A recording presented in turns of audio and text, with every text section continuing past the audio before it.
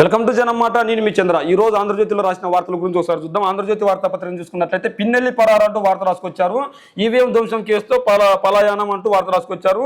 EVM పగలగొడుతున్న పిన్నెల్లిని అడ్డుకున్న శేషగిరిరావుపై polling ముగిశాక దాడి చేయడంతో రక్త గాయాలైన దృశ్యం అంటూ వార్త రాశారు. దేశం దాటారా, ఇక్కడే ఉన్నారా, ప్రత్యేక బృందాలతో పోలీసుల వేట, తెలంగాణలో మకం వేసినట్లు సమాచారం. సంగారెడ్డిలో అరెస్ట్ చేసినట్లు వార్తలు. పాలమూరులో పత్తి మిల్లులో పోలీసులు వెళ్ళడానికి ముందే షెల్టర్ ఖాళీ. పిన్నెల్లి వాహనం సీజ్, డ్రైవర్ అదుపులోకి, లుక్అవుట్ జారీ, ఎయిర్పోర్టులన్నీ అలర్ట్. ఎమ్మెల్యేను అడ్డుకునేంత మగాడివా, ఎలా బతుకుతావో చూస్తా, నన్ను ఇప్పటికీ బెదిరిస్తున్నారు, తీవ్రంగా కొట్టారు. భయపడిపోయి పొలాల్లో తలదాచుకున్న పిన్నెల్లి నుంచి ప్రాణహాని బాధితుడు శేషగిరిరావు మాట్లాడిన మాటలు. వైసీపీ అభ్యర్థుల ఒత్తులు తట్టుకోలేం, భయభ్రాంతులకు గురి చేస్తున్నారు, సెలవుల కోసం రిటర్నింగ్ అధికారులు మొర, వెంటనే ఎమ్మెల్యేను అరెస్ట్ చేయండి, రాష్ట్ర ఎన్నికల సంఘానికి ఈసీ ఆదేశం. ఈవీఎం ధ్వంసం ఘటనపై తీవ్ర ఆగ్రహం. ఎక్స్లో లోకేష్ చేసిన పోస్టుపై స్పందన. త్వరలో ఎమ్మెల్యే ఇతర నిందితులను అరెస్ట్ చేస్తామని ఈసీకి డీజీపీ నివేదిక. 4 బృందాలు ఏర్పాటు చేసినట్లు వెల్లడి. పిన్నెల్లికి 7 ఏళ్లు శిక్ష పడే అవకాశం. ఈవీఎం ధ్వంసంపై 10 సెక్షన్లతో కేసు. సీసీ ఫుటేజ్ వల్లే సాక్ష్యాలు దొరికాయి. కౌంటింగ్కు 20 కంపెనీలు బలగాలు. కౌంటింగ్కు 20 కంపెనీల బలగాలు అని రాశారు. గుర్తు తెలియని పిన్నెల్లి బూతులోకి చొరబడి ఈవీఎం బద్దులు లేచి నిలబడి దండం పెట్టిన పీఓ. ఎమ్మెల్యే పేరు లేకుండా ఫిర్యాదు. గుర్తు తెలియని నిందితులపై కేసు.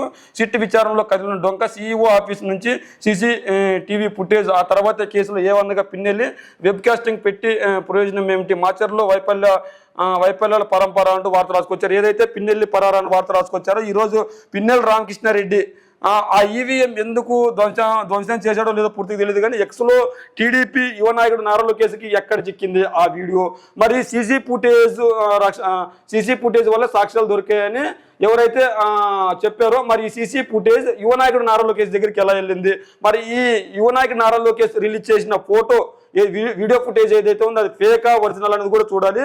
అయితే అక్కడ సీసీ ఫుటేజ్ ముందు ఏదైతే పిన్నెల్లి రామకృష్ణారెడ్డి వీడియో క్లిప్పింగ్ కాస్త కట్ చేసేసారో, మరి మిగిలిన ఫుటేజ్ ఎందుకు రిలీజ్ చేయలేదు? మరి టీడీపీ నాయకులందరూ కలిసి వైసీపీ ఏజెంట్లు ఎందుకు బయటకు తరిమారు? వైసీపీ ఏజెంట్లపై ఎందుకు దాడి చేశారు? వైసీపీ కార్యకర్తపై ఎందుకు ఒక 10-15 మంది కలిసి దాడి నిర్వహించారు? మరి సీసీ ఫుటేజ్ రిలీజ్ చేస్తే మొత్తం రిలీజ్ చేయాల్సిన బాధ్యత ఎన్నికల కమిషన్ రిలీజ్ చేయాలి. ఎన్నికల కమిషన్ రిలీజ్ చేయకుండా టీడీపీ యువ నాయకుడు నారా లోకేష్ ఎలా రిలీజ్ చేశారు? మరి యువ నాయకుడు నారా లోకేష్ దగ్గరికి ఎలా వచ్చింది? మరి ఇలాంటి ఎన్నో అనుమానాస్పదమైన ప్రశ్నలు ఉన్నాయి. మరి ఈ ప్రశ్నలన్నిటికీ ఎన్నికల కమిషనర్ చెప్పాలి. మరి పిన్నెల్లి రామకృష్ణారెడ్డి తప్పు చేశాడు అంటున్నారు. మరి పిన్నెల్లి రామకృష్ణారెడ్డి ఎందుకు తప్పు చేశాడు అంటే, ఆ తప్పు చేయడానికి ప్రధాన కారణం ఎవరంటే టీడీపీ నాయకులు ఖచ్చితంగా వైసీపీ ఏజెంట్లను బయటికి తరిమారు, వైసీపీ ఏజెంట్లపై దాడి చేశారు, వైసీపీ నాయకులను కొట్టారు. అక్కడ రిగ్గింగ్ జరిగింది కాబట్టి మళ్ళా రీపోలింగ్ పెట్టాలనే ఉద్దేశంతో ఆయన అలా చేసి ఉండొచ్చు.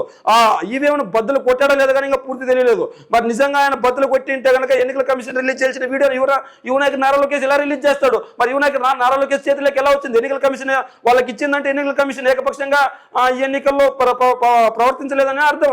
ఎన్నికల కమిషన్ టీడీపీ జనసేన బీజేపీ ఒత్తాసు పలికిందని అర్థం. ఎన్నికల కమిషన్ వాళ్ళు చెప్పినట్లు వినిందని అర్థం. ఎన్నికల కమిషన్ టీడీపీ జనసేన బీజేపీ చెప్పు చేతుల్లో ఎన్నికల కమిషన్ ఉందని అర్థం. మరి ఎన్నికల కమిషన్ రిలీజ్ చేసిన వీడియో యువ నాయకుడు నారా లోకేష్ ఎలా రిలీజ్ చేస్తాడు? కేవలం ఒక్క వీడియోలో మాత్రం ఎందుకు రిలీజ్ చేస్తారు? మిగిలిన వీడియో అంతా ఎందుకు రిలీజ్ చేయలేకపోయారు వీళ్ళు? మరి ఏదేమైనప్పటికీ ఖచ్చితంగా ఇక్కడైతే చాలా అనుమానాస్పదమైన ఘటనలు జరిగాయి. ఆ ఘటనలన్నింటినీ పోలీసులు ఎంక్వైరీ చేసి నెగ్గు తెలుస్తారు. మరి ఏదేమైనటికీ మాచర్ల నియోజకవర్గంలో మళ్ళీ రీపోలింగ్కి డిమాండ్ చేస్తే ఎటువంటి సమస్య ఉండదని మా ఉద్దేశం. కోడ్ ఉన్న క్లీన్గా కట్టబెట్టేశారు.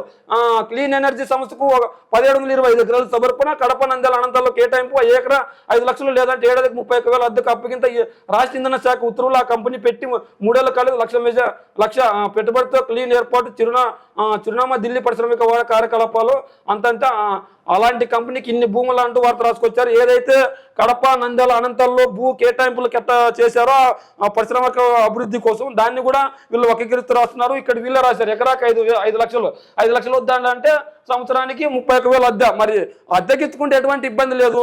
ఒక 5 ఎకరాలు ఉన్న వ్యక్తి అద్దెకిచ్చుకుంటే 1,50,000 ఖచ్చితంగా వస్తుంది ఆ రెంటు. మరి ఇంకా వాళ్ళకి భూమి వాళ్ళ చేతుల్లో ఉండదు, డబ్బులు మనకు వస్తుంటాయి. మరి ఖచ్చితంగా మన రాష్ట్రానికి అభివృద్ధి చెందకూడదనే, రాయలసీమ ప్రాంతం అభివృద్ధి చెందకూడదనే, వీళ్ళకి సంబంధించిన ప్రాంతాలు మాత్రం అభివృద్ధి చెందాలనే మరి వీళ్ళ ప్రవర్తన చూస్తుంటే అలాగే ఉంది. ఖచ్చితంగా రాష్ట్ర ప్రభుత్వం ప్రతిష్ఠంగా తీసుకొని అభివృద్ధి దిశగా ముందడుగులు వేస్తుందని మనకి తెలుస్తుంది. మరి ఏదేమైనప్పటికీ ఇది రాష్ట్ర ప్రభుత్వంపై బురద జల్లే వార్తని మనం చెప్తున్నాం. మరి నిజంగా చూసుకోవచ్చు. హద్దు దాటొద్దు అంటూ రాస్తున్నారు. ప్రచారంలో శృతి మించొద్దని మీ స్టార్ క్యాంపెయినర్లకు చెప్పండి. బీజేపీ కాంగ్రెస్ అధ్యక్షులకు ఎన్నికల కమిషన్ హెచ్చరిక. ఎన్నికల ప్రచారంలో హద్దు దాటొద్దని మీ స్టార్ క్యాంపెయినర్లకు చెప్పండి అంటూ ఎన్నికల కమిషన్ బీజేపీ కాంగ్రెస్ పార్టీలకు సూచించింది. ఇరు పార్టీల స్టార్ క్యాంపెయినర్లు చేస్తున్న ప్రసంగాలు గాడి తప్పుతున్నాయంటూ ప్రధాని మోదీ కాంగ్రెస్ అగ్రనేత రాహుల్ గాంధీ పేర్లు ప్రస్తావించకుండానే ఆగ్రహం వ్యక్తం చేసింది.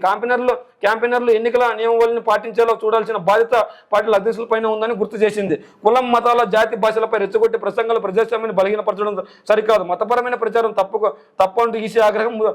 ముస్లిం లీగ్, శక్తి వంటి పదాల వాడకంపై అభ్యంతరం. రక్షణ దళాలను రాజకీయాల్లోకి లాగొద్దని సూచన.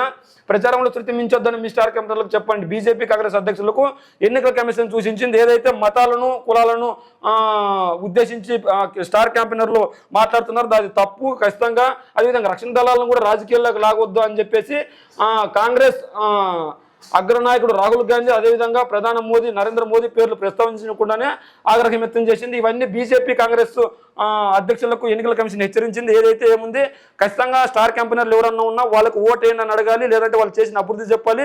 ప్రతిపక్షాలు చేయని అభివృద్ధి చెప్పాలి. ప్రతిపక్షాలు చేసిన ప్రతిపక్షాలు అనేకంటే ఆపోజిషన్ పార్టీ వాళ్ళు ఎవరైతే ఉన్నారో వాళ్ళపై నిందలు, వాళ్ళు ఏం చేయలేదో వాళ్ళ అవినీతులు బయట పెట్టాలి. కానీ రక్షణ దళాలు, తర్వాత మతాలు, కులాలని ఉద్దేశించి మాట్లాడడం తప్పు అని చెప్పేసి ఎన్నికల కమిషన్ ఎవరైతే ఉందో వాళ్ళు కాంగ్రెస్ నాయకుడైన రాహుల్ గాంధీ తర్వాత నరేంద్ర మోదీ గారిని ఉద్దేశించి ఈ మాటలు మాట్లాడారు. మరి దేశ ప్రధాని మంత్రి నరేంద్ర మోదీ గారు కావచ్చు, కాంగ్రెస్ నాయకుడు రాహుల్ గాంధీ గారు కావచ్చు, వాళ్ళందరిపైన చర్యలు తీసుకుని స్టార్ క్యాంపెయినర్లని శృతి మించకుండా చూసుకోవాలని మనం కూడా కోరుకుందాం.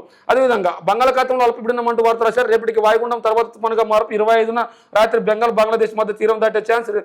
రిమల్గా నామకరణం. నెలాఖరు కేరళలో ఈ నైరుతి 4 రోజులు వేటకు వెళ్ళొద్దని మత్స్యకారులకు హెచ్చరిక. రాష్ట్రంలో నేటి నుంచి పెరుగునున్న ఎండలు. 26 నుంచి వడగాల్పులు వచ్చే అవకాశం ఉందని రాస్తున్నారు. అల్పపీడనం బంగాళాఖాతంలో అల్పపీడనం ఏర్పడనున్నదని వార్త రాశారు. అయితే ఎండలు తీవ్రంగా ఉండనున్నాయి. ప్రజలు కూడా చాలా జాగ్రత్తగా ఉండాలి. 26 నుంచి గాడులుపులు వచ్చే అవకాశం కూడా ఉంటుందంటున్నారు. మరి అయితే 25న రాత్రి బెంగాల్ బంగ్లాదేశ్ మధ్య తీరం దాటే ఛాన్స్ ఉందని వార్త రాశారు. కేంద్రానికి ఆర్బీఐ భారీ గిఫ్ట్. 2.11 లక్షల కోట్లు డివిడెండ్. ఆర్బీఐ చరిత్రలోని అత్యధికం. బ్యాంక్ కేంద్ర బోర్డు సమావేశంలో నిర్ణయం. ఆర్థిక రంగం బలోపేతం నేపథ్యంలో భారీ డివిడెండ్కు ఆమోదం. బడ్జెట్ అంచనాల కన్నా రెట్టింపు. ద్రవ్యలోటు 1,00,000 ఉపయోగం. బయోమెట్రిక్ ఉంటేనే కొత్త సిమ్ కార్డు. సెప్టెంబర్ నుంచి టెలికాం కొత్త నిబంధనలు. ఏదైతే ఇక్కడ చూసుకున్నట్లయితే కేంద్రానికి ఆర్బీఐ భారీ గిఫ్ట్ ఇచ్చిందని వార్త రాశారు. ఆర్బీఐ చరిత్రలోని ఇదే అత్యధికంగా ఇచ్చారని చెప్తున్న బ్యాంక్ కేంద్రం బోర్డు సమస్యలో నిర్ణయం తీసుకున్న. ఆర్థిక రంగం బలోపేతం నేపథ్యంలో భారీ డిబేట్కు ఆమోదం. ఇంకోటి చూసుకున్నట్లయితే బయోమెట్రిక్ ఉంటేనే కొత్త సిమ్ కార్డు. సెప్టెంబర్ నుంచి టెలికాం కొత్త నిబంధనలు అంటూ వార్త రాశారు. ఏదైతే సిమ్ కార్డు తీసుకుంటున్నారో వాళ్ళు బయోమెట్రిక్ ఉంటేనే కొత్త సిమ్ కార్డు ఇవ్వాలి, లేకపోతే ఇవ్వకూడదు. సెప్టెంబర్ నుంచి టెలికాం కొత్త నిబంధనలు వర్తిస్తాయని వార్త రాశారు. ఇంకా చూసుకున్నట్లయితే మనం ఏపీకి అష్ట కష్టాలు అంటూ రాశారు. రాష్ట్రానికి శాపంగా 8 నిబంధనలు. విభజన చట్టంలోని నిబంధనలతో కుదేలు వాటిని సవరిస్తే ఆర్థికంగా వెసులుబాటు. అప్పులన్నీ జనాభా ప్రతిపాదికన విభజన. ఆస్తులు మాత్రం భౌగోళికంగా అప్పగింత. 1000 కోట్ల భారంలో గాడి తప్పిన రాష్ట్రం. ఏపీకి న్యాయం చేయాలని కోరుతూ కేంద్రానికి అనేక సార్లు చంద్రబాబు లేఖలు. ఒక నిబంధనకు సహకరించని కేంద్రం. మరి అదే కేంద్రంతో మీరు పొత్తు పెట్టుకున్నారు కదా చంద్రబాబు, మరి అదే కేంద్రంతో మీరు ఎందుకు పొత్తు పెట్టుకోవాలి? విభజన చట్టంలో నిబంధనలతో కుదేలు వాటిని సవరిస్తే ఆర్థికంగా వెసులుబాటు. అప్పులని జనాభా ప్రతిపాదికన విభజన. ఆస్తులు మాత్రం భౌగోళికంగా అప్పగింత. 1000 కోట్ల భారంతో గాడి తప్పిన రాష్ట్రం. ఏపీకి న్యాయం చేయాలని కోరుతూ ఇక్కడ చూడవచ్చు. హైదరాబాద్ లో జనాభా ఎక్కువ ఉంది కాబట్టి అక్కడ అప్పులు గనక జనాభా ప్రతిపాదికన పంచితే గనక వాళ్ళకి ఎక్కువ అప్పులు పోతాయి. కాబట్టి అదే ఆంధ్రప్రదేశ్ రాష్ట్రం భౌగోళికంగా ఎక్కువ ఉంది కాబట్టి అప్పులు భౌగోళికంగా నిధులు మాత్రం జనాభా ప్రతిపాదికలు చేస్తున్నారు. ఇదంతా కేంద్రం కన్సర్న్లో. ఆ రోజు కేంద్రంలో అధికారంలో ఉన్న కాంగ్రెస్ పార్టీ కావచ్చు, ఈ రోజు అధికారంలో ఉన్న బీజేపీ పార్టీ కావచ్చు, ఇద్దరు మన రాష్ట్రానికి అన్యాయం చేశారు. ఈ ఇద్దరు అన్యాయం చేసిన పార్టీలతో పొత్తు పెట్టుకొని ఇంకా ముందుకెళ్తున్నారు. మరి ఇద్దరు అన్యాయం చేసినప్పుడు మన రాష్ట్రానికి కావాల్సిన నిధులను, మన రాష్ట్రానికి కావాల్సిన హక్కులను సాధించుకోవాలి. కానీ ఇలా ఏకపక్షంగా వివరించడం సరికాదని మనం కూడా చెప్తున్నాం. ఏదైనప్పటికీ మన రాష్ట్రానికి రావాల్సిన విభజన హామీలు ఏవైతే ఉన్నాయో ఖచ్చితంగా ఇవ్వాలని మనం కూడా కోరుకుందాం. అదేవిధంగా తిరుమలలో దర్శనం తర్వాత కూతురు అల్లుడు మనవడితో తెలంగాణ సీఎం రేవంత్ రెడ్డి దంపతులు. ఏపీతో సత్సంబంధాలు, సమస్యల పరిష్కారం, అభివృద్ధిపై కొత్త ప్రభుత్వంతో కలిసి ముందుకు రేవంత్ రెడ్డి. ఏదైతే రేవంత్ రెడ్డి ఉన్నాడో, రేవంత్ రెడ్డి తెలంగాణ ముఖ్యమంత్రిగా ఉన్నారు. తెలంగాణ ముఖ్యమంత్రి ఏమంటున్నారంటే ఏపీతో సత్సంబంధాలు కొనసాగిస్తామంటున్నారు.